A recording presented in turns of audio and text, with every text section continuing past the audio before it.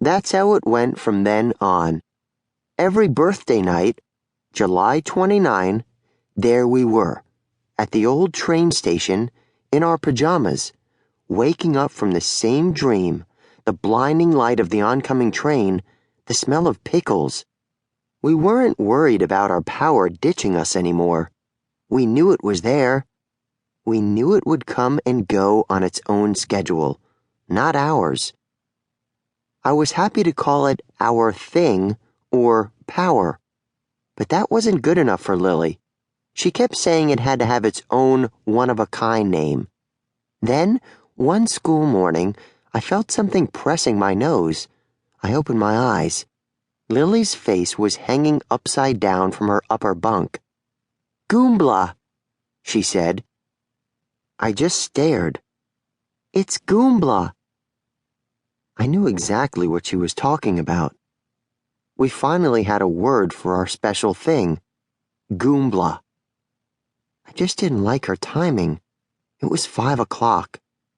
"Go to sleep," I growled and turned over. Every birthday, I gave Lily a train car. Every year, she gave me a stone. But there were no more parties at the house. Lily was afraid Bump Stubbins would show up again, so she begged our parents to do our birthdays at the Happy Hippo. One thing was the same for every birthday.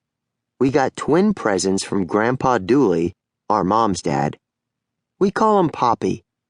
Poppy and Grandma Dooley lived in California. Dad says they were flower children left over from the 70s. They were hippies. They lived over a garage and drank green tea, and Grandma wore a flower in her hair every day like it was still the 70s. In pictures we saw, Poppy's hair was as long as Grandma's. The only shoes they had were sandals. Grandma died trying to save the redwoods. She was perched in a giant redwood 200 feet up for 8 days and refused to come down until they stopped cutting down the trees. But something broke up there, and she fell. And then, in a way, so did Poppy. Poppy went off the deep end, Mom and Dad told us. He tried to be a regular person. He got a haircut and socks.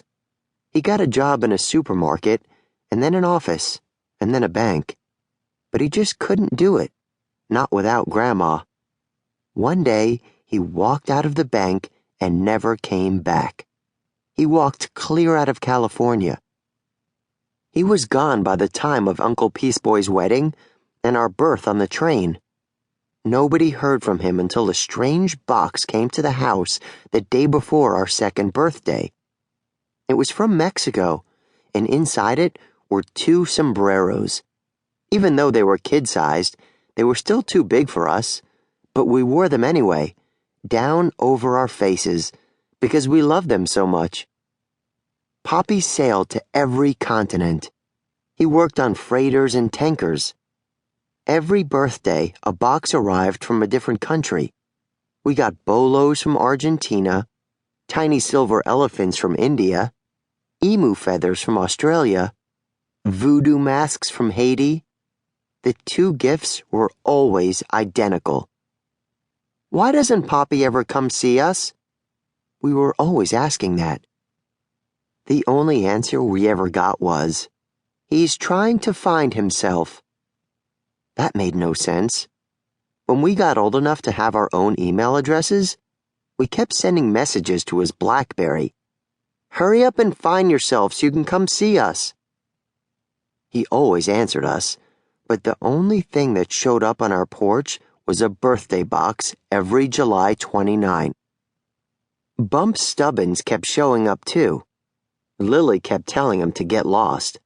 He was a real clown. He would crash his bike into a telephone pole.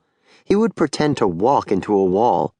He would reach into his nose with the tip of his tongue. For a while there, he had a new act every day. I guess he figured if he could make Lily laugh, she would let him join us. But she wouldn't even look at him. Me? I just thought he was funny. He was especially funny the day Lily and I were on the